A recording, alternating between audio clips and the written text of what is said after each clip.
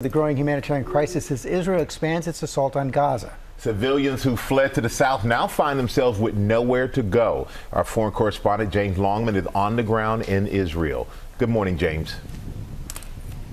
Yeah, good morning, Michael. I'm at an artillery position about 2 miles away from Gaza. You can see soldiers there racking up ammunition, the shells ready to be fired out. Israel is refocusing now from the north to the south of Gaza, but that is where Palestinians were told to go for safety. Some 80% of all those inside Gaza have now been displaced. That's 1.9 million people. There's now almost nowhere to go in Gaza that's safe.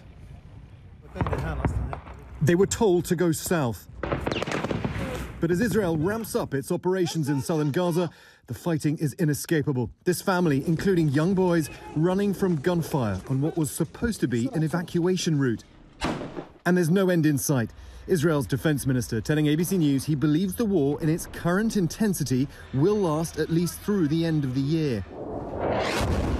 He says Israeli military leaders increasingly concede that killing all of Hamas's estimated 30,000 fighters will be impossible, adding their goal is to break the chain of command.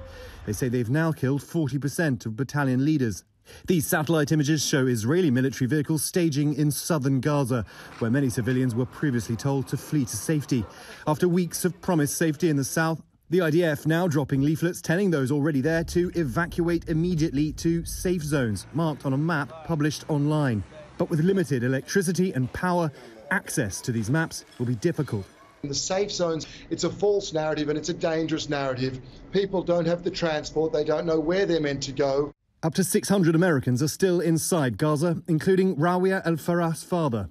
People are sheltering together, so there'll be 20, 30 people all together, and there's not enough food. Israel insists they are warning people. US security officials say this is not typical in combat. They have actually taken the quite unusual step for a modern military and identified precisely the area that they intend to have ground maneuver. And they have asked the people in that area to move out. Our producer, Sami Ziara, forced to move his family for the 17th time since the war began. They are really scary. We don't know what to do. We are displaced from one to another, trying to protect my family as much as I can. 2-month-old Adnan injured in strikes on Khan Yunis. He was born just the second day of this war. Airstrikes destroying this orphanage. We can't turn away from what is evidently a moral failure in the face of the international community. This as there's growing pressure for both sides to return to the negotiating table, with those 122 hostages still in Gaza. Now, the intensity of the fighting in the south is now putting aid at risk. Only 100 trucks got in yesterday. That's well below the number in the days previous. And thousands of Gazans are now camped out close to that border with Egypt, hoping for some safety. George. Okay, James, thanks very much. Let's get more on this from our chief White House correspondent, Mary Bruce. And Mary, the administration increasingly concerned this humanitarian crisis could turn into a strategic calamity for Israel.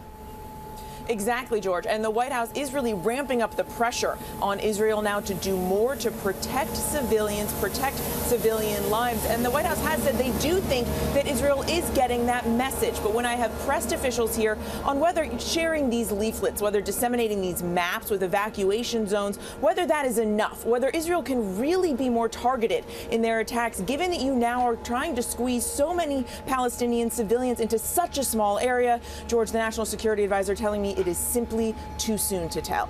And lingering concerns over a wider war with Iran. Yeah, we know this is a top priority. The White House deeply concerned about this spiraling into a wider war, especially as we continue to see Iranian-backed militants launching attacks in the region. The White House is now vowing to take appropriate action, as they say, in response to the latest Houthi missile and drone strike in the Red Sea over the weekend. But so far, the U.S.'s efforts to retaliate have not deterred them. Now, the White House is now considering launching a multinational naval task force to try and escort commercial ships and give them some protection in the Red Sea, but ultimately they have made very clear Iran is responsible for this. Officials here saying that while these militants are the ones pulling the trigger, Iran is supplying the gun. Ultimately, they are behind all this, George. Mary Bruce, thanks. Hi, everyone. George Stephanopoulos here. Thanks for checking out the ABC News YouTube channel. If you'd like to get more videos, show highlights, and watch live event coverage, click on the right over here to subscribe to our channel. And don't forget to download the ABC News app for breaking news alerts. Thanks for watching.